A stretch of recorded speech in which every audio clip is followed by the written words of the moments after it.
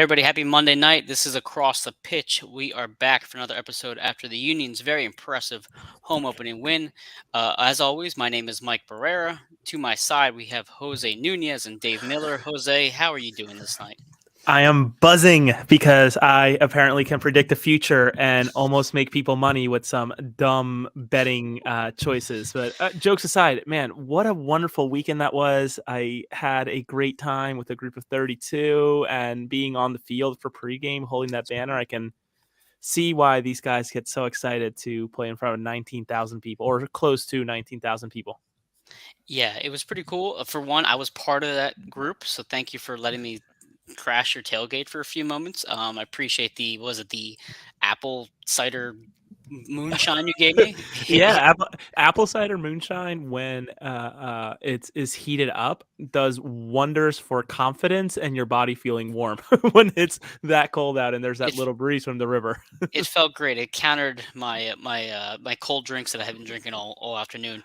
And of course, Dave, hello, how you doing tonight in England? Yeah, I'm good. I mean, it's about almost 2 a.m. over here. Got the Sixers game on, so things going well. What's the score? I'm not watching the game. 87-83 to the Heat. Oh, Sixers falling apart when it matters most? Never seen that before. Anyway, a team that does not fall apart as of right now is the Philadelphia Union.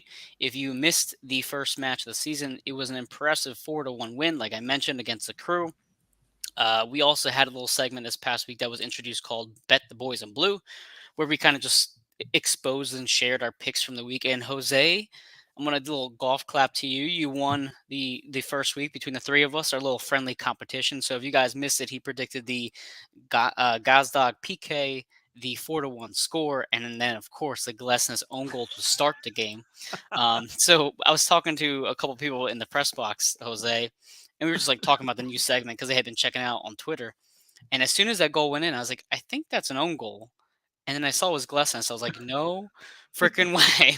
As soon as I saw that go in, I went to the audio and I tried to listen to when you said it to make sure I heard it correctly. But I was like, damn, I think Jose's on something today. Then Gazdag hits a PK. I was like, oh boy. Jose might need to play the lottery later tonight. But again, it was a great match. Certainly a little frightening to start. If you guys watched the match, I would say the first 25, 30 minutes were a bit shaky. Some of the rest got, brushed off there. But Jose, I'm going to shoot to you first since you were there with me at Sewer Park. What were your reactions from the game as well as the goals that we saw on that evening? I think first and foremost, it was electric, right? Was it a playoff atmosphere? I don't think so. It was not like it was for our matchup against Cincinnati, and certainly not like it was against New York City FC. And I think, Mike, you can join me in that maybe feel for the stadium.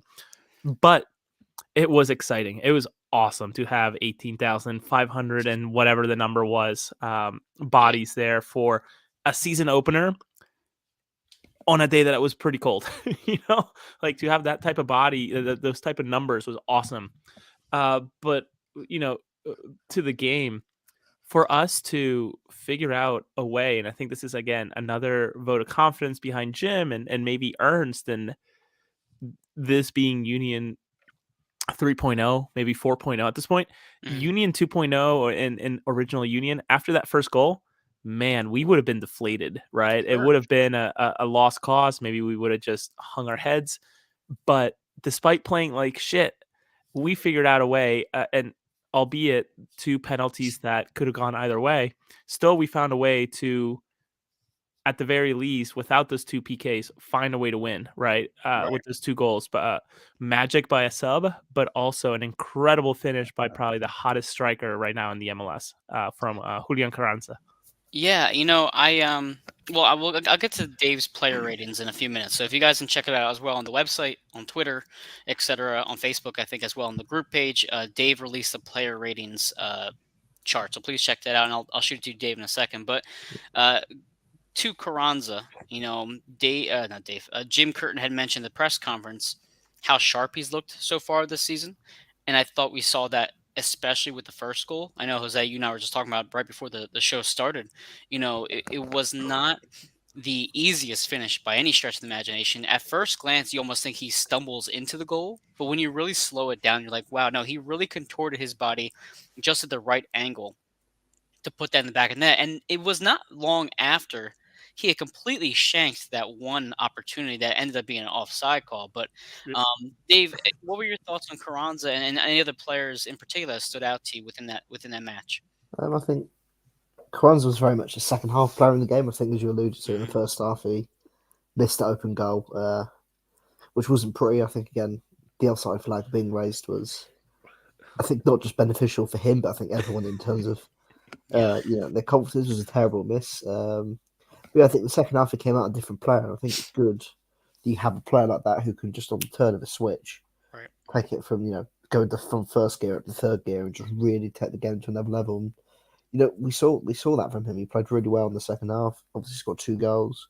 Became much more involved in the game as well. I think we saw him much more involved in the linking up the play and again even before his first goal. I mean, the run he made from Kai Wagner's free kick was excellent. To have timed it from deep to beat the offside trap and get in beyond the defence. He couldn't score, but I think it was a good sign of what was to come in the second half. And of course, he took both goals really well. I think, as you said, the first goal to position or to sort of react how he did and to position his body and move his body how he did, so to make sure he could get his effort on target with his left foot was just incredible.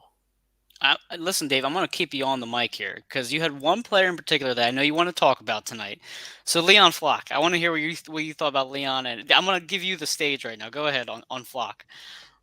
I mean, I think again, I think look coming into the season, I think 75, 80% probably more Union fans looking at sort of that main team from last year would have probably gone, I want Leon Flack out the team, put Jack McGlynn in. He's going to be the sport.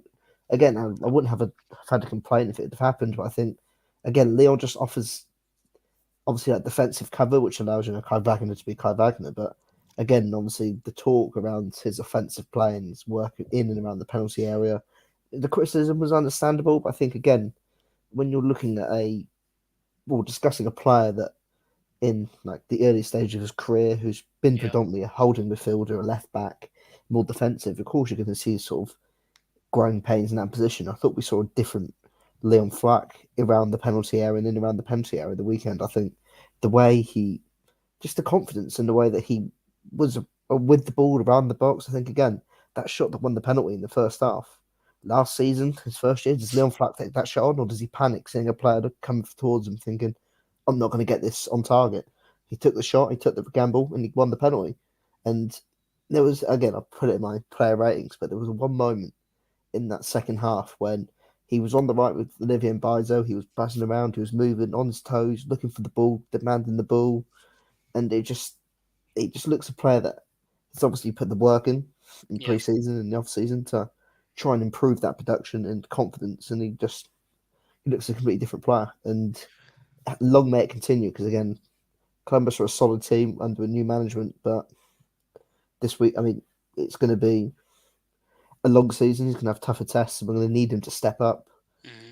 in those attacking positions as the season goes on against tougher opponents. Well, you mentioned calling the ball. I mean, all three of us have played soccer, right? We all know the confidence levels that go up and down with the game, and calling for the ball, demanding the ball is a great sign for any young player, especially at this level, where they're confident enough in their skills that if they have the ball at their feet, they can do something with it. So I mean, I get it. I do hope that this is only step one for Leon Flock. I admit, though, Dave, I'm a little bit hesitant to get too excited, but I agree. I thought he looked more confident, and I agree with your rating.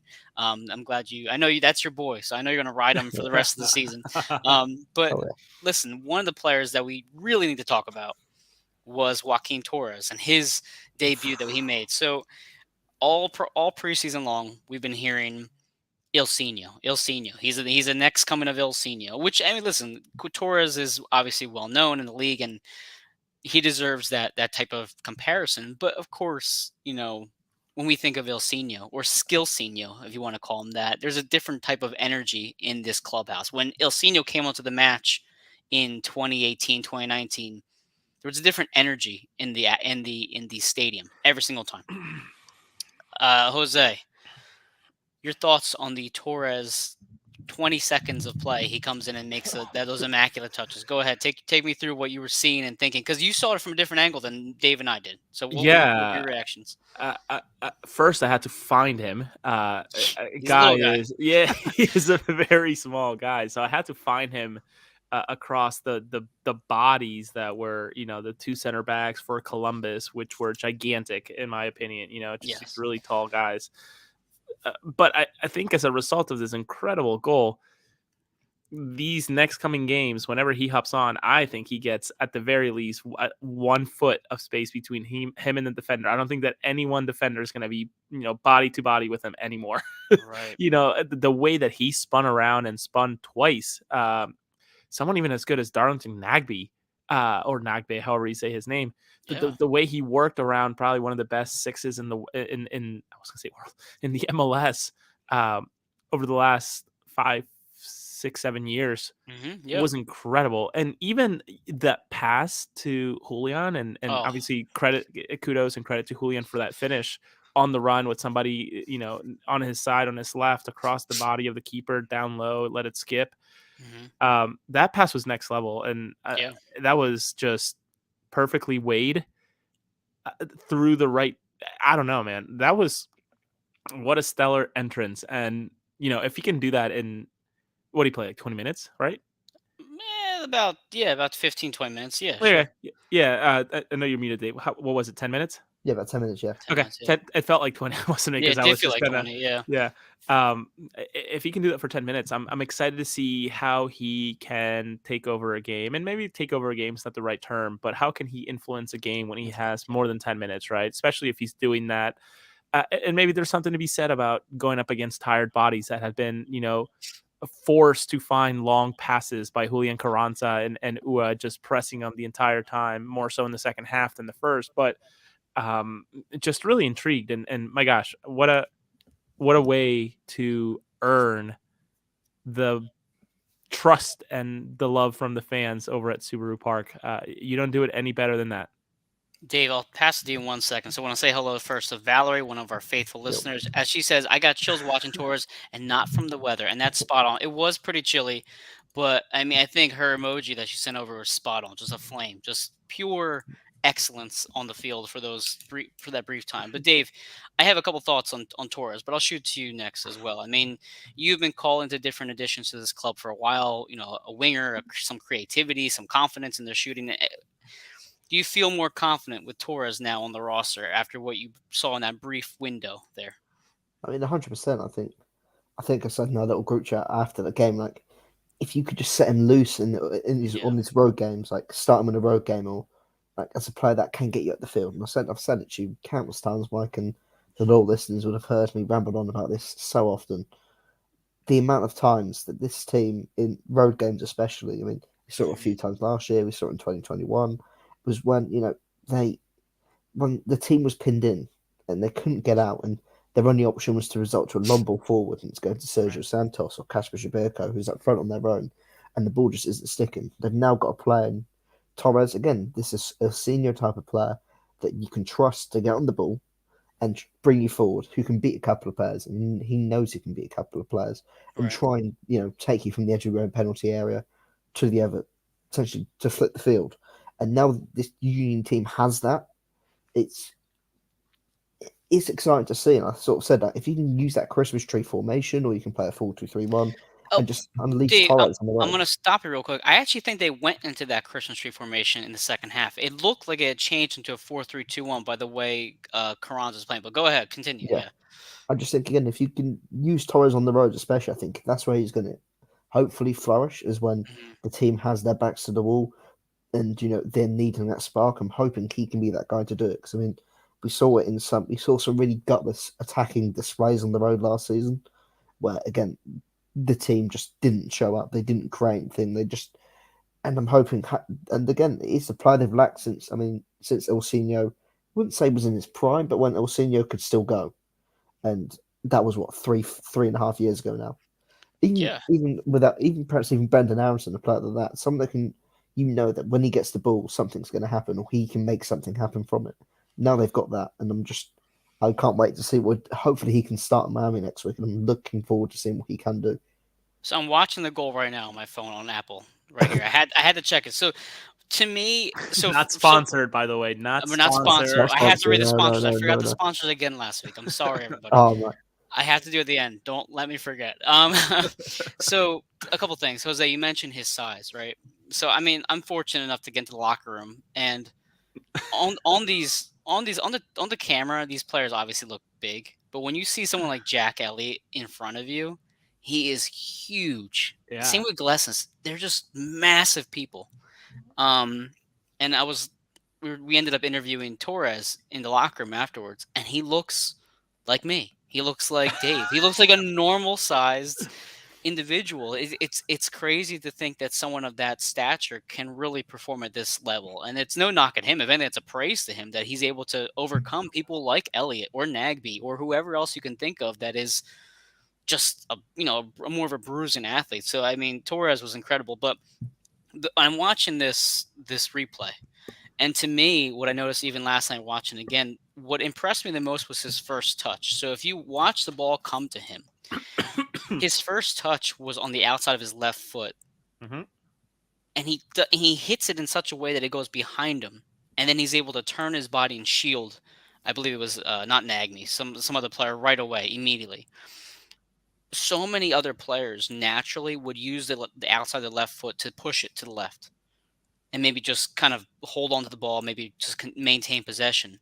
But his natural ability to do that so quickly and so effortlessly, and then make these two spin moves back to back. It was such it was so incredible to watch because again he did this right in midfield. He was a pretty decent distance from goal, and it Yeah. was right in front of me. And so the press box. I mean, we're not really ones to cheer or anything like that when a goal happens. We kind of just keep quiet. But you see the first move, and we're like, oh. And then the second move happens, we're like, oh. And then once he makes a pass to Julian, about half of us stood up because if he had put it, we say if he puts us in, this play is going to go nuts, and he scores. Julian scores a goal, and you see the press box just like look at each other like, holy crap! It was something that you don't get to see very often. That level of skill. And Dave, to your point, how long has it been now? I mean, really, when's the last time we've seen that kind of footwork, Jose? I mean, even before Ilsinho, who's the last person you can think of that had that kind of footwork on the Union? Vincent Nogueira, which has Nogueira? been a Yeah. long time, and even then, I think he was more or less utilized as a six sometimes. And I know we're also talking about the time of like Chaco Maidana and Right. those guys too. But like, man, yeah. And to your point, Mike, I can confirm. You are with you're with the stiffs up there in the press box. I'm with the people in 140. And I can tell you that 140, man, shirts were coming off. Oh I, my I I god. dropped my hat and just like excitement. I was just like, "What the fuck did I just watch? Did I just see this?" Like, uh, it was unbelievable. And I'm sorry to curse for anybody who No. has me on a loudspeaker, but it was unlike anything I have seen from the Union again since the Il Senior Red Bull game, and just really anytime he came on. So it feels good to have that back, right? To have that flare of the hips shifting and making someone just throw their weight the wrong way. It's exciting. So Yep. we'll see. I'm excited to see more moments and feel more moments like that when we're at Subaru Park.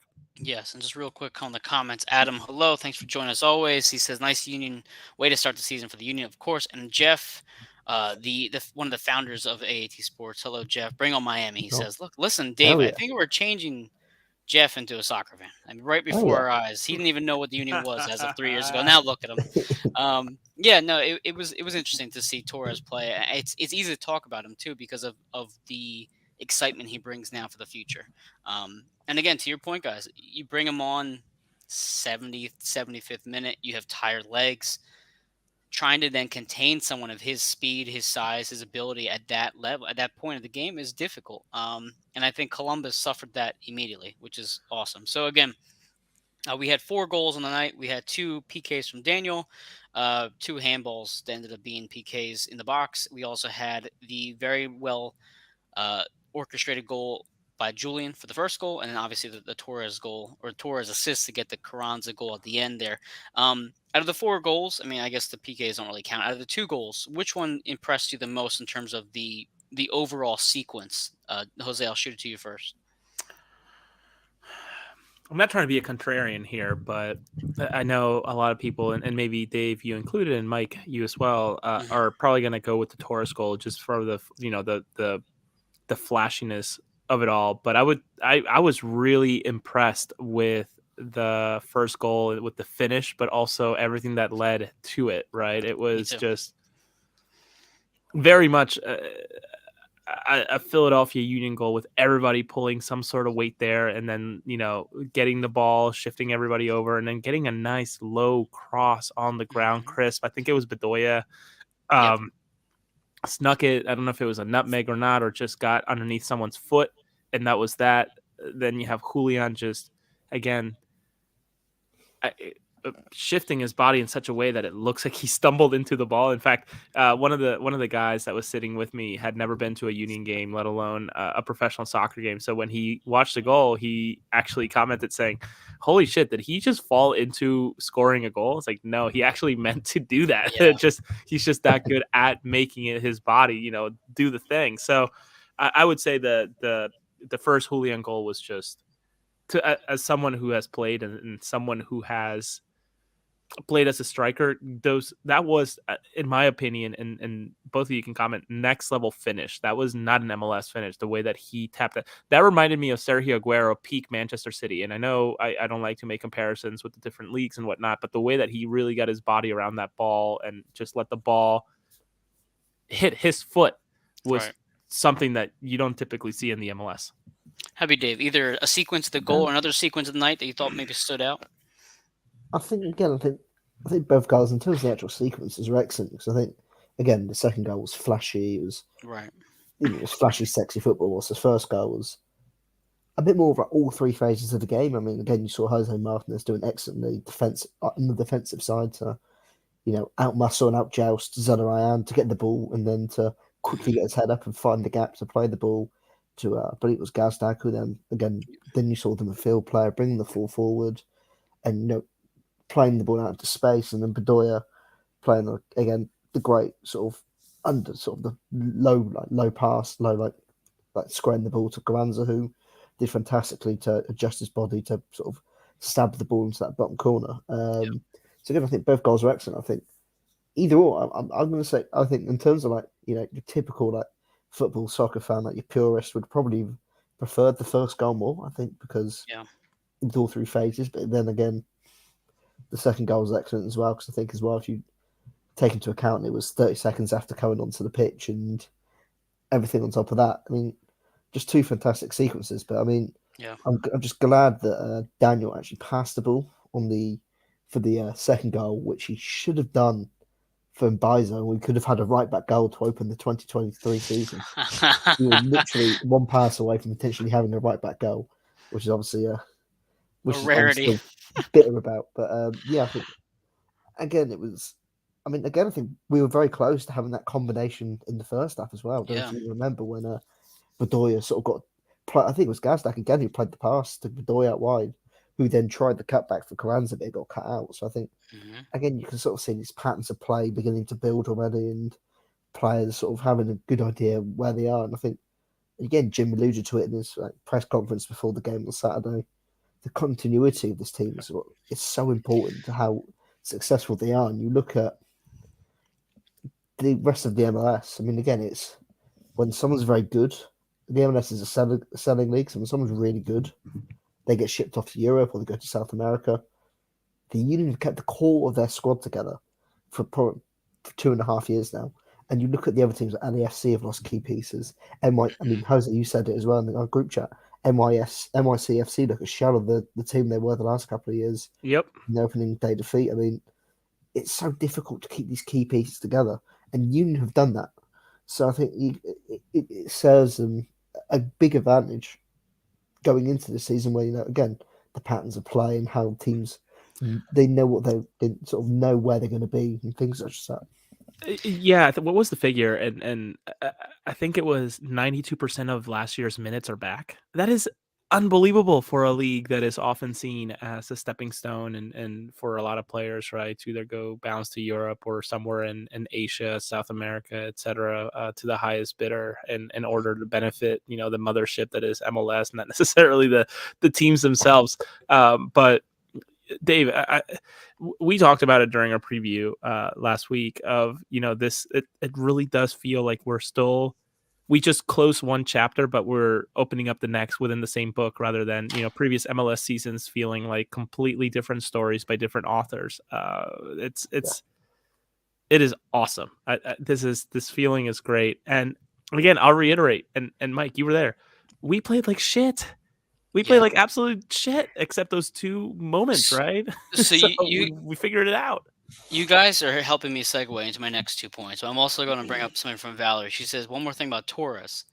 How interesting is it that the last coach was directing the crew that night? Our gym brings out the best shades of Julian versus Miami, or via Miami. So saying, because Torres came from Montreal, he's playing against his former coach, that night, and then obviously Julian coming from Miami, Jim almost brings out the next level in these players, which is a great point. I think players love playing for Jim. I think that he does find him and his staff do find ways to get the best out of these players. And as we've seen with a lot of these youths, they get better and better each year, which is credit to the academy, credit to their system. But you guys brought up 2 points. First, we're going to discuss the first goal, because I agree with both of you. I was hoping both of you would say the first one, and you guys did. The reason why is because Jose Martinez played pretty well. I think he played better than most people are realizing.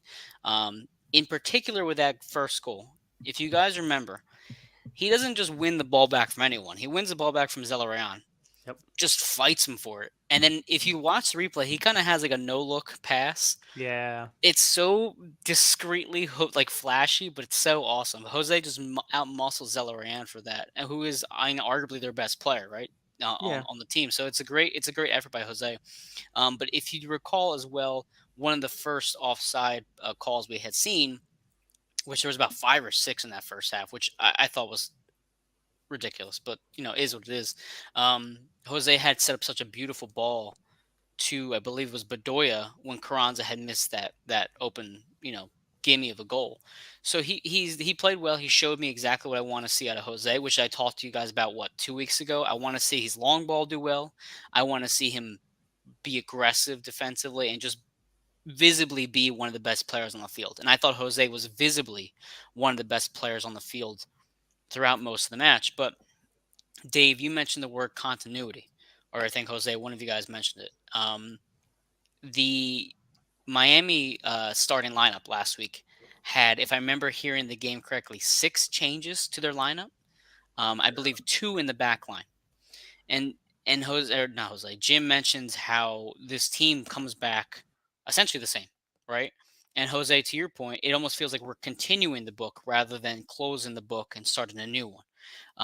So it does give credit to Tanner, give credit to this roster and the way it's built, that we could continue to be really, really good because we have the same pieces that make us really, really good. And it excites me to play a team like Miami, who is still maybe figuring it out a bit here. So I guess kind of segueing into this Miami match, we have them next, or I guess this coming Saturday night at 7:30 p.m. They have just beaten Montreal a couple days ago, right? Same day as the Union played. Jose, I know you watched that full match. Is that correct? Yeah, I watched the recap, which I loved, Okay. and then I realized and learned very quickly that as great as Apple is at aesthetics, they are not really great at functional design within their app or their website. Where Yeah. I couldn't figure out the whole holding down to get the different options for what I want to watch, full 90, Spanish, French, etc. So, yeah. I don't know if Dave watched it or the highlights, but Miami is lucky to not have lost that game. Montreal had plenty of chances, and I think the one point that I think will be really interesting for us to see this coming weekend is how Miami deals with the pressure that we put via our strikers. Their back four tried to play out the back consistently or throughout the game, and it was shaky. And, they didn't have a Julian Carranza with a Gastag behind him and a Leon Flack being the next shift over. So I'm intrigued to see can we have another repeat of what happened against Charlotte at Subaru Park with Kalina passing it to Gazdag, I think, just about, and Gazdag scoring and putting it away. So, yeah, just something I noticed. Yeah, I have my notes right here from basically just watching the recap and stuff like that. So again, mentioning the the 2 players in the back line that have now been put into the starting lineup for Miami. Um, the keeper seemed very shaky with the ball, which Yep. according to their commentators is something a bit of a trend of his. Montreal really should have been up 1-0 on that first turnover by the keeper, and they weren't. Credit to the keeper for actually recovering on that. He actually made a pretty nice save. Later on in the match, Montreal missed a chance. Basically, one of the left forwards had snuck behind the Miami line, Yep. had a clear header, and he just completely misses it. And what excites me the most about that is seeing how this backline's being beat by Miami, seeing how the pressure is affecting them, and knowing that the Union were a couple offside calls from probably having 2 more goals. And especially from Michael Ua, who was doing well off the ball. I know he wasn't the best rated person on Dave's chart, but I thought he had some good runs off the ball. So when I see that again, I again to your point, Jose, I get pretty excited to think about how we can affect them with our pressure and with our runs and with our skilled players. But one thing that is obviously kind of throwing a wrench into it is the fact that the Union are playing only 3 days later against Alianza in the CCL. So, Dave, my question to you then would be: how do you think the Union approach this starting lineup against Miami? Do you get shades of 2 years ago with the play the kids movement that they had? Um, Possibly, I think. Be interested to see how they line up because I think you have to play Gazdag, you have to play um, Carranza. I mean, you can't drop 2 players that both score twice in a game. The most interesting thing for me would be to sort of see how they run that defensively because I mean, we've seen Jesus Bueno do fantastically in pre-season. You've also got players like Andres Pereira, Damien Lowe, Matt Real, Nathan Harriel, all players that you can rely upon to put into the lineup and have a solid amount of MLS experience. You could probably argue a lot, a lot of those players. I mean, Damien Lowe was actually an Inter Miami player last season. I mean, Exactly. players like Nathan Harriel, Matt Real, even Jesus Bueno could get into, and Andres Pereira could get into Miami starting 11 themselves. Um, so again, there's obviously they've now got MLS quality as opposed to 2 years ago where you having to rely upon a Paxton. half fit Sergio Santos, Nathan Harriel in as an 18-year-old Nathan Harriel, an 18 like 17-year-old Jack McGlynn, 17-year-old Quinn Sullivan, throwing them into the fire. I think we have a visitor on there Got my buddy. on He's the been sitting podcast behind. He's now. been sitting behind me for the past like 20 minutes. Get out. He's good. He's good.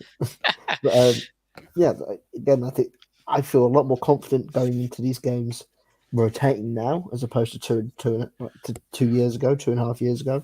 So yeah, I'm looking forward because again, it gives us an opportunity to look at other players Right. that we haven't seen. Again, Jesus Bueno has been with the team for like 18 months now. We've not really seen him play competitively, so I think it's going No. to be a fun game regardless.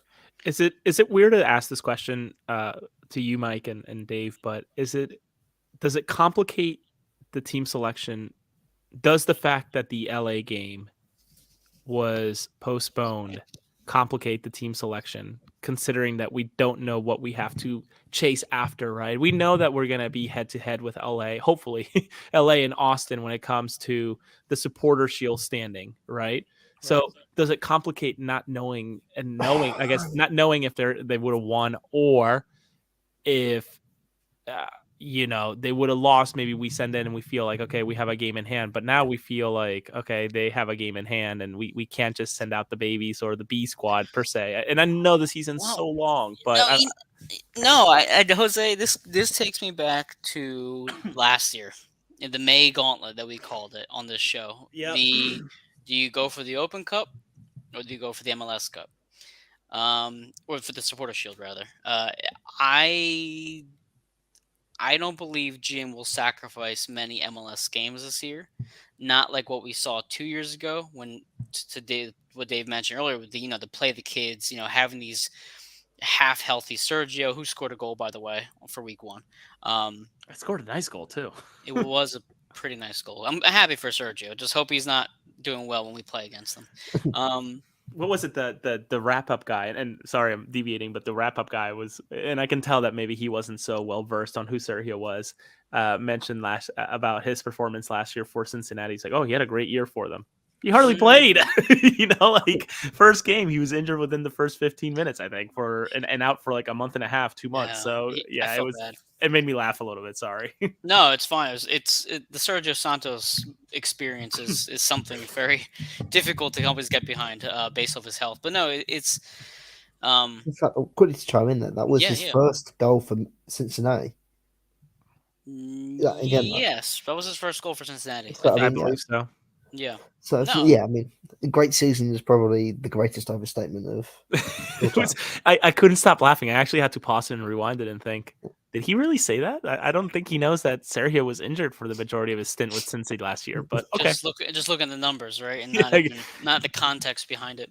No, so I think at this match, I know when we played against the Revs that one game, we had started a particular lineup, and then they played decent. They held in there with the kids, and they shifted the lineup around the 60th minute mark, and you could tell there was just a drop off in quality. Dave, I don't know if you remember, we had covered that match together. Um, Yeah, I don't know if Jim goes that extreme because the roster's obviously much deeper, much more right. experienced, much more MLS caliber. He But doesn't have Jose, to. he doesn't have to, and I think No. Jose, to your point, I think it's too early to think of the Shields right now. Again, I don't see him sacrificing many MLS games unless it's the CCL final and you're about to play in 2 days. Do they maybe make drastic changes? But I don't think it's for this particular match against Alianza.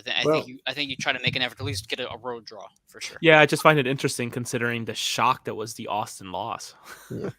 Yeah, well, that's true. I mean, I was just saying, going to Jose's point about looking at other teams in the league and knowing what points you need to get. I mean, especially this early in the season, I think again from a professional standpoint as a team, you don't really care what other teams are doing around you. I mean, as long as you just have to remain focused on yourself and let be what will be. I think looking at the roster this year in comparison to 2 years, it's light years better. I mean, looking to 2 years ago, the Union were in a CCL with Corey Burke, Kasper Shabirko, Yes. and Sergio Santos up front, and cult hero Davo up front. Those are sort of like the four strikers, or even three strikers, and Davo is a bit later on. Those are the four strikers the teams are relying upon, or three strikers the teams are relying upon. Look at the team now. You've got Night and day, man. Julian Carranza, Mikelua, Joaquin Torres, and the one and only Chris Donovan. But but even again, like just to step up in quality, even look at the midfield, like you've got an MVP Gazdag, you've got depth in midfield now as opposed to 2 years ago, and you've got the kids that, despite they're still young, they've got 2 years of experience under their belt, a much stronger defensive line. So I mean, again, I don't really see, even if Jim was to go in to the game on Saturday and make 4 or 5 changes, I wouldn't see it as that big of a doubt, depending on who he brings out. I mean, if you go into a lineup with like Torres, Solomon, I don't know, and he plays like McGlynn and behind the strikers or something, doesn't play either Uar or Carranza or something, then yeah, I could understand it being a massive drop off. I mean, if he makes 4 or 5 changes but keeps, a Gazdag and Uar or Carranza in there and Wagner, Right. I don't really see it being that big of a drop off. And It's fair. which I just think, again, it's a credit to Ernst Tanner of the development and the squad building he's done.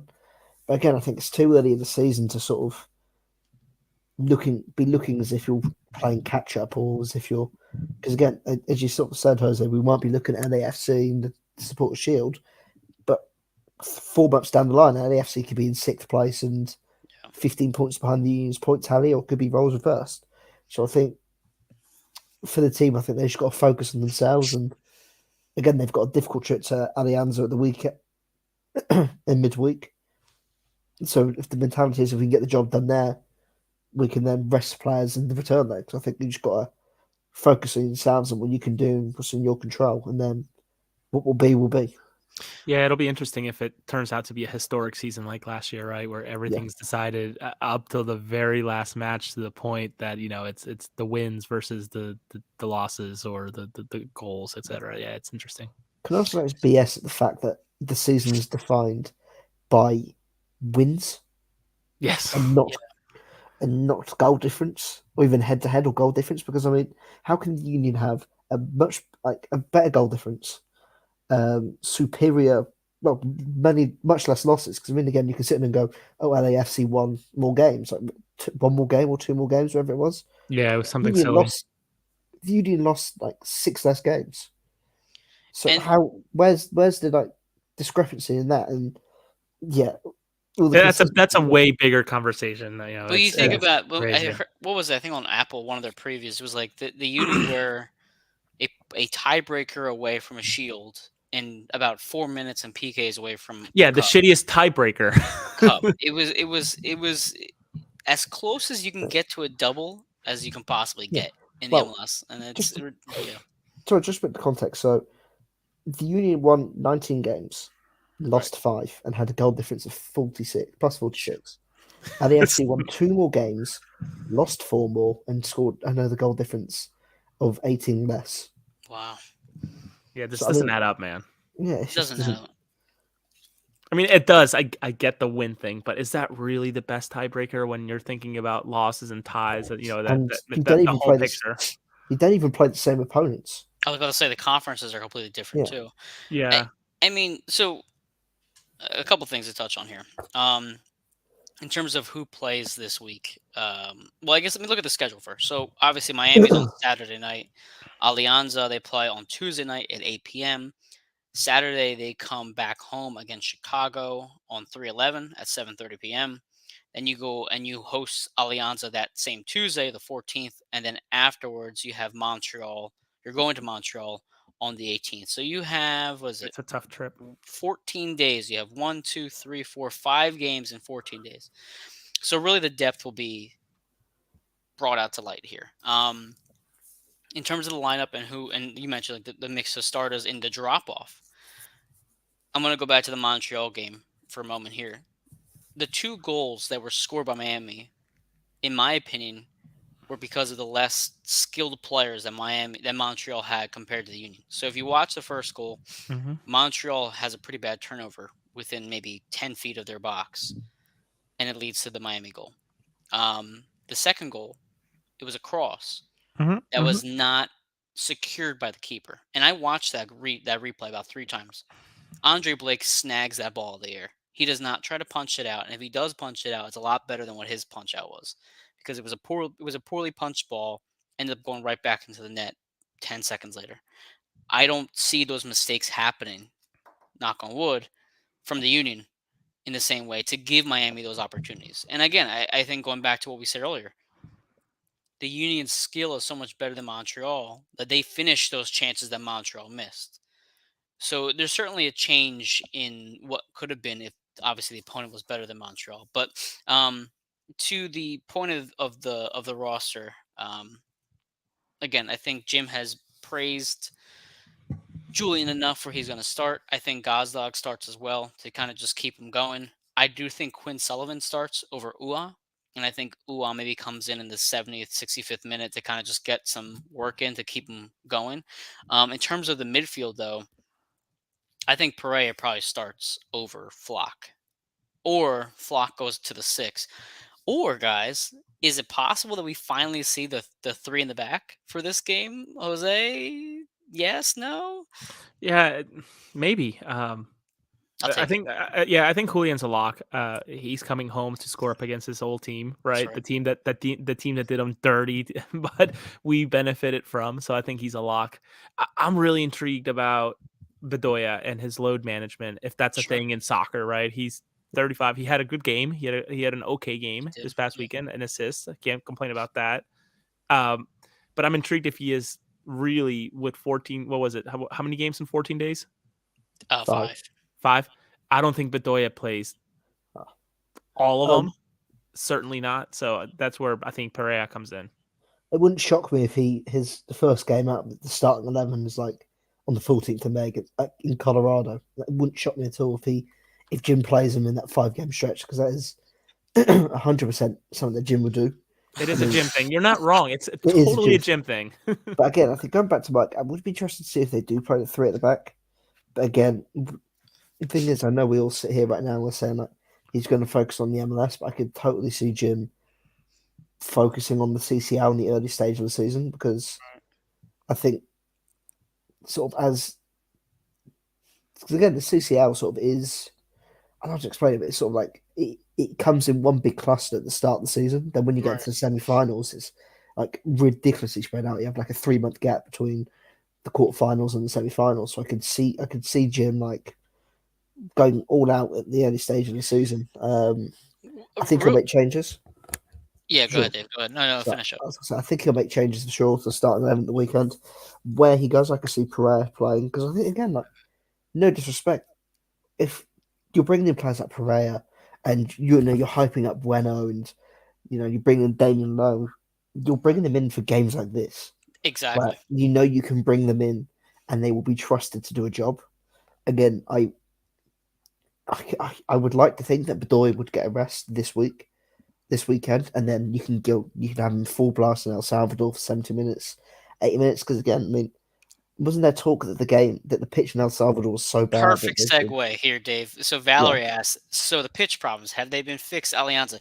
And have No. that to me is a very good point that's being forgotten because I don't know because as of what was the preseason, Jim said go to Home Depot and get some sod because I don't know if this is going to be playable or not. I am concerned with players like Gazdag, for example, on his field because he's obviously so much more important than any other player on the team. Well, minus a few others. I have concerns about the field. Jose, have you heard any sort of, or Dave, have you guys heard anything about this pitch? No, I've not it's seen gonna be anything. it's gonna be a peak Concacaf. It's gonna be Oh god. a shit show. It's gonna be awesome in a way. It's gonna be funny. Oh boy. Yeah. Dave, any have you heard anything else on your side? Again, I think again, I mean, as you said, you're playing on a terrible pitch, Yeah. and again, we speak of sort of load management because you do see it in football, soccer. Like my team, Gillingham. I mean, I think again we sort of we have a player. One of our main midfielders is 36 years old. He was, he we had a game Saturday, Tuesday. Saturday, Tuesday, he was rested for the game last Tuesday, and was then brought back in. Well, a couple of Tuesdays ago, was then brought back in on the Saturday when he was like fit. I think you do need to have those fine lines for those older players who's again Hmm. the muscles don't heal as quickly. And again, I don't want to sound too disrespectful to Ali. I mean, again, if they're playing on an awful pitch and you've just gone and played 90 minutes in Miami, and then you've got to sit on a plane, I'm presuming they'll travel Monday. So again, Or Sunday. or even Sunday, you have to get Yeah. acclimatized to the conditions. Maybe again, you've gone, but again, I mean, you're going to have to fly back from Miami to Philadelphia, which is about 3 hours. I don't know US flight times. Is it 3 hours? Miami to Philly is about 2.5 hours. 2.5, 3 hours, whatever. 3 hours sitting on a plane, regardless. Um, and then you've got I don't know how far El Salvador is on the plane either, but like you're then going on you're doing playing. I presume Ali, you'll play 90 minutes. You'll play 90 minutes there. You're going to then sit on a plane back to Philly. You're going to get on a plane from Philly to El Salvador, and then presuming that Jim starts him, he probably will. He Hmm. will then play on a terrible pitch in I don't know, possibly humid conditions. I don't know what the temperatures are like in El Salvador this time of year. I I was mean, just look. if I it was just yeah, looking go at the ahead. weather for Saturday, and it's 85 degrees in Miami. Very different from what he just experienced this past Okay, weekend. exactly. There you go. So you're going from Yeah. an extreme change of weather as well. You're going to be playing in hot conditions, and then you fly over to El Salvador. Let's have a look at In the one of these matches, I'm gonna quickly segue to a comment from the one team we agree on, who I actually got to meet the other day, and they gave us some stickers. So he says, "Great episode, love discussion. Thank you guys so much. Love your show as well." And he says, "I think we get three in the back in one of these next four matches," and I think that is spot on from those two. Um, to your guys' credit, the players are there to make it happen. Why isn't Pereira starting, or why isn't Lowe starting against these caliber teams? But I mean, just from traveling to Mexico, that I so many times that I have, I know the evenings get cold. So it's a little bit further south, obviously, than Mexico. So it's gonna be a night game. I'm assuming the game will probably be what, Jose? You think El Salvador, 50 degrees, 60 degrees? No, I no, no, mean, no, no, no, no. lower, Higher. four, Way higher. higher, man. It's Really? You gonna think? be. I think it's gonna be warmer than it's gonna be in Well, Miami. I don't know what the difference is for from Celsius to Fahrenheit, but it's going to be at highs of like 32 degrees That's Celsius. that's close to 90, I think. 90 at 8 o'clock at night? I don't know. I don't want to be specific about nine. Let's have a look. So right now it's 20 degrees Celsius in El Salvador. So I Okay. don't know what that is That's in 96. That's 96 degrees 96 degrees Holy now. So shit! yeah, and so humid, probably.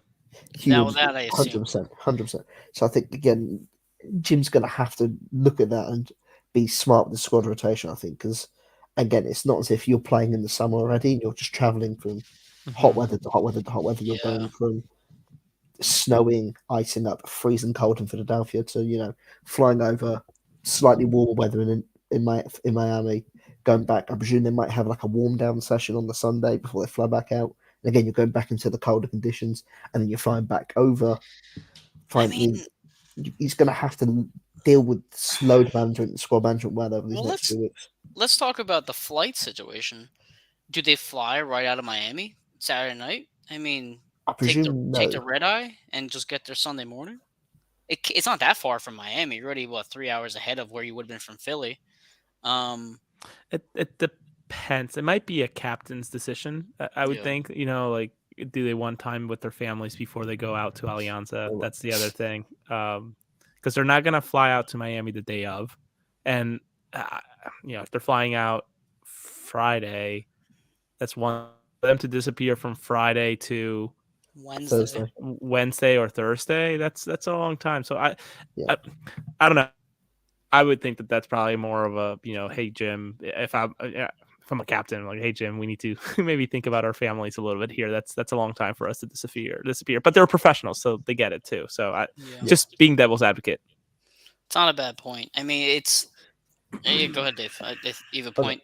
Yeah, I know. I think I was going to say again. It's just this is one. This isn't be such an important early part of the season because yeah. again, it's not as if we're like middle of this. Like 15 games into a season where everyone's in the group, everyone's fully match fit and prepared to go. This is what second, third game of the season. Yes, but let's go back for what we talked about. There is continuity on this team, where they don't really need as much of a preseason to get themselves Right. going. There is already that established chemistry. As Jose mentioned last week, they're going to Eagles games together. They're building this Yeah. camaraderie over these past couple of years. So, uh, I was just yeah, saying, not yeah. sorry to Go cut ahead. off there, Mike. No, Not no, I go ahead. wasn't talking in terms of like. I mean, in terms of the way that the chemistry of the team. I was talking more in terms of the actual match fitness Oh, and sure, sure, sure. especially competitively. I think there's a different level from playing in a preseason game to an actual league game competitively, and I think we saw that. Yeah, I mean, we saw that last season. We saw sort of last season again. You saw when you start to compile the games in a quick number with players that are rusty, not 100% match fit, not fully ready to go. Not only do you start slow and you struggle, you're sluggish, but you're more prone to injuries. And hoping that I really want to see a not heavily rotated team, but 5 or 6 players out, 4 or 5 players out the team. Include if you're going if the plan is to start Ali in El Salvador, he should not be anywhere near the field this weekend. He should not be anywhere near the field. He can travel with the team. He can be on the bench. He should not be anywhere near the field. Maybe give him 10 minutes to the end, but he should not be anywhere near that starting 11. I don't disagree with that. I mean, and especially as we saw last year, his presence on the field is obviously very important for this club. He is very much an on the field manager, so his health, of course, is coupled with that. Jose, any last thoughts on Alianza? I mean, for me, just before I shoot it to you, you don't want to also have a bad performance down there and then come back to Philly and have to win in Philly. You'd rather have like almost a celebratory win in Philly where you almost like the Atlanta game where you kind of knew at that point you had secured it down in Atlanta, you come back and finish a job. So Jose, any last thoughts on this Alianza and Miami kind of travel situation? First and foremost, Yeah, what channel is the Alianza game on? That's not an Apple TV game, is it? It will be FS1. CCL games from what I know broadcast. There was a broadcast live on the official CCL YouTube channel. This is how I watch the games. Like, You live in a country that actually has like good laws about sharing online versus the U.S. it should be fine. I think it should be Okay. fine. I had because it was the actual CCL channel, so again, it was broadcasting everything So through the broadcast. Valerie says right now it's 70 degrees Fahrenheit in there and 84% humidity. Yeah, so it probably feels like 86 degrees, 90 degrees over there. What's that that humidity? That's wild. Oh Yeah, no, no! I don't know what channel that'll be on, so I gotta think about that. But Maybe FS1, but go ahead, Jose. yeah, I don't. When we talk about the three on the back, wherever we end up doing this, we are not doing it with the reserves or a team with a mix, right? I think if we're gonna experiment with three on the back, it's gonna be with all of the starters, if that makes sense. I don't know that we get into trying that out without having the starters, if not all of them there. If not, Not with low in the middle. I think you'd no, have I to don't. take out. I think you'd have to take out two players to be able to do a three at the back. Okay, so maybe it is. Maybe I'm completely wrong, but I would think that Jim would want the majority, if not all of the 11, to be who would play this three in the back, rather than just, hey, we have to mix this person in because we have again 5 and 14 days. Yeah, I don't know. It'll be interesting. Because like going to the three at the back, I think the best time to do it probably would be if you're rotating. Because I think you're going to play Brandon Craig, with the lack of match experience at the level that we're playing at. Would you rather have him in a back two with Damien Lowe, or would you rather have him in the back three or back five where he's got Damien Lowe and either one of Glasnez or Elliot sort of next to him to sort of shepherd him through the game? I'd rather have him in the middle with Elliot and Glesson because those two can then make up for his miscues. They can carry him, or even Lowe. Because I think if Jim wants to rest one of the centre halves to make sure that they're ready to go in El Salvador, but hey, even there we might even see. We're discussing this now. We could see a fully strength 11 with the diamond on Saturday. Then we go to El Salvador. You've got Joaquin Torres and Quinn Sullivan behind Mikelua, and you've got a back five or something like that. You never know. I think we could be doing all this now, and then come next Tuesday, I mean, Jim could throw an absolute curveball and just go. I mean, from a tactical chess standpoint, Alianza has only seen tape of us in a 4-4-2 diamond. So if you feel confident enough in your three in the back, I mean, they have nothing to work with. They will be throwing a complete curveball, to your point, Dave. So it's not a bad idea either. I like it. We are approaching an hour mark on the show. So first and foremost, we have to continue our betting / picking here because we're not going to let off on this. Jose, again, congratulations on your week 1 predictions. I tip my hat to you, sir. So again, every week I will be releasing something called Bet the Boys in Blue. See it on my TikTok, see it on my Twitter. Just basically sharing picks. You can fade us, you can follow us. I don't care. We're doing it for fun and for some extra bucks. So, Dave, with all this being said about the lineup and everything else, what is your score prediction? What are your goal score predictions? Is there any sort of weird nuance, like Jose mentioned, with own goal being happens? Do you know what? I mean, I predicted it last week. I'm going to predict it again. I'm going to go 2-1 Philadelphia. I think this game will be a tight, closer game than people might think it will be. I think Miami again. They'll be coming off the start of the season, buoyant with a 2-0 win, a clean sheet, albeit against a Montreal team that I don't even know what mode they're in. I mean, rebuild would be compliment. Be complimentary, would be a kind thing of saying really blown that team up. But again, I think they'll be feeling it. I think the Union.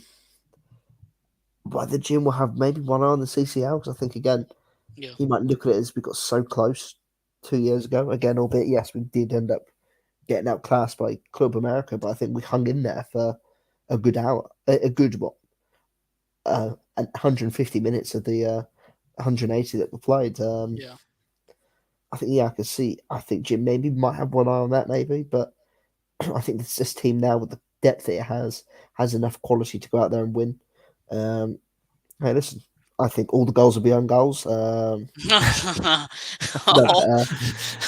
You can be as jealous as you want. I nailed it. So we have 2-1. I'll never get over it, Jose. I'll never get over it. That was crazy, man. 2-1. What the goal scores here, Dave? Again, think of the lineup change. Remember. Do you know what? It might have been broken when I predicted it last week, but why not go again? I'm going to go Quinn Sullivan and Mikelua to score. I like it. You know what? Dave's just gonna hammer the same bet until it hits. He's Hell I gonna was yeah. go thinking the over. same Oh, thing. he's gonna go over 10, and on the 11th week he's gonna hit it. All Hell right, yeah. so we have 2-1 Quinn and Ua with a goal. I like it. I'll take it. Jose, same question. Go ahead, Mister Profit over there. All right, so I'm looking into my crystal ball right now and trying to think, what is the most outrageous thing I can make happen, and writing the script for the MLS season that is 2023, the Hmm. 28th season that is. I think that we're gonna continue the trend of, if not resetting, maybe getting close to, but the most goals in an MLS season. I think we go 3-1, Okay. with us winning. I think that the goal that Miami will have will not be an own goal by one of our players, but rather I think Josef Martinez gets finally into the season. I think he had an okay game from what I watched. I Okay. think he finally gets something in, especially if we're going to try to rotate players in the back, whatever we decide doing. I think That's fair. Josef is going to have something. You can't keep that guy too quiet. He's eventually going to score or find He a had way a to nice score. he had a nice strike against Montreal that I thought was gonna go in. But go ahead. Yeah, and I mean him being a nuisance in the box, and Yeah. letting that header go, that ball go through in the corner kick was interesting. So I think they're going to score. It's going to be Martinez scoring. I think an open play. It's not going to be a free kick or anything like that. But 3-1. I think Gazdag's going to score an open play. Julian's going to score two because I think he's going to be energized to show off against his old team. But hear Mhm. me out, and maybe this is a little my brain predicting the nonsense. Okay, Julian's gonna be pressing their goalkeeper. Their goalkeeper is gonna Ooh. give out a bad pass from the back. Who's gonna get it? Who? Gaz Daddy. Oh, there you go. Okay. Gaz Daddy's gonna score from outside the 18 off of a bad pass from the keeper. Hell yeah. So okay, so Gazak's gonna benefit off Julian's press, is what you're saying. These Correct. are very detailed and very specific. I I can already appreciate see it that. in my mind. And Um, anybody listening, keep an eye out. I'm telling you, that goalkeeper and that back four is not, from what I saw against Montreal, and it wasn't the Philadelphia Union press. They could not handle any type uh, of pressure from the back, so it'll be interesting. No, it was is kind the of MLS scripted? By me. Yeah. Jose has it. Apparently, he's Jose's got a just like when Jose's when he like a was waving the typewriter. He's just like, when he was waving the flag on Chester, they slipped the script underneath the flag real quick. No, I think I honestly think that the Philadelphia Union bite and press that we have is really gonna pay off against this game. No, I do too, which is why I really wanted the best possible starting squad out there because I do think we can handle them. Um, yeah. now, now it's my turn. I'm reluctant to say a No win. pressure, Mike. No, I know. I'm reluctant to say a win. I don't know why. I sometimes feel like a draw might be coming here, but I don't think we give up more than one goal. So I'm gonna say 1-0. Oh. I'm gonna say 1-0 because of the lineup change. I think it's gonna be a little bit of a figuring it out. It's gonna be hot down there. Miami's coming off a good win. I think it's gonna be tighter. I know I said the last week and I was completely wrong, so it's fine. I'm gonna go 1-0 again. I'm gonna be like Dave here. I'm just gonna repeat it until it hits. I'm gonna go 1-0, Hell yeah. and then I'm actually gonna you know what? No, I'm gonna say 2-0. Change my mind. 2-0. But they're gonna be later in the game. I do think Carranza scores. I don't think he's not going to score against his former team. I have to check the betting lines. I'm sure that anytime goal score is probably the highest one out of anybody on that book. And the second Yeah. goal, I want to say Quinn too because of the absence of Ua, and I think that Quinn is kind of due for that goal. I think his didn't he score against Miami 2 years ago at the You're late. you're really going back I'm here. going way back here. No, so I'm gonna have a Carranza goal, and I think Ale Bedoya, if he plays, will get a goal. If he doesn't play, I'm gonna go with Quinn as well. So I'm gonna go, interchangeable pick there. So again, guys, that is the predictions for this coming game. We have Inter Miami at 7:30 p.m. on Saturday night. One of us will be covering it and or tweeting it like crazy. We'll also have the post press conference recap and all that stuff. I'm sure we'll have an article out at some point afterwards. You can check out my Bet the Boys in Blue probably come Friday once I get to look at the books more. And then after that, we have a quick turnaround on Tuesday as Union start their first leg of the CCL against Alianza. Oh my god, I almost forgot the sponsors. Here we go. Let me go really quick here. Look, mate, Check out. sorry to cut you off quick here. So Yeah, go while ahead. we're discussion of betting odds, I was just looking at the top goal scorer odds in the MLS. Okay. And bear in mind, Julian Carranza scored twice on the opening day and looks very good in front of the goal. He Mhm. is 40-1 Oh, to be the top goal scorer in the MLS. okay. But If you want to get your early futures in, guys. this isn't why I'm saying this though. This is more out of frustration. Kasper Schmeichel is 33-1. Oh, Shut the fuck up. get out of here with that Casper stuff. I can't believe that was that possible. He has, I think he It's scored like his, 6 goals last year. How was it? it's How his was that position. possible? That's all it is. It's probably because of his position That's and just how often he crazy. plays. Based on his height, maybe. Yeah, maybe. Like, that's crazy. Is Castellanos still left? Is Castellanos back in the MLS? No, He's not, is I he? thought, Why, I thought Castellanos was out. No, Tati. no. Tati's out in Spain. Yeah. That's what I thought. So why am I getting this UK bookmaker is offering odds of Tati Castellanos to score Take it. be Take top it. goal Yeah, scorer? yeah. I was gonna say Put take your, it. They might give you put just your some life, money put for your fun. life insurance and home mortgage on. But again, guys, the sponsors real quick. So check out Statement Games at statementgames.com for a fun new way to fantasy sports and entertainment. Win gift cards and prizes. Free to sign up at statementgames.com. Doan Distillery, the Trolley Barn Public Market in Quakertown. Go to doandistillery.com. Check out their wide variety of drinks and spirits. We have Vinny's Pizza and Restaurant Allentown. Discover a new favorite by trying their top pizzas and so much more. Check out their new website at vinnyspizzarestaurant.com. We have Stuff to the Grills at 6750 Iroquois Trail number 5 in Allentown, right next to Vinny's at stufftothegrills.com as well. Homemade hot and cold sandwiches, salads, appetizer, baked goods available for any event. Go ahead and get it. And then lastly, the Across the Pitch gear and all other gear at the AATSportsNetwork.com/shop website. Link all below. Everybody, thank you for joining us on this Monday evening. Union are coming off a 4-1 win. We'll cover these matches and hopefully continue to ride pretty into the month of March. Jose, nice seeing you tonight. Dave, good seeing you as well. I've seen you. Have a great Monday, guys. Duke. Have a good night. Goop. Dupe.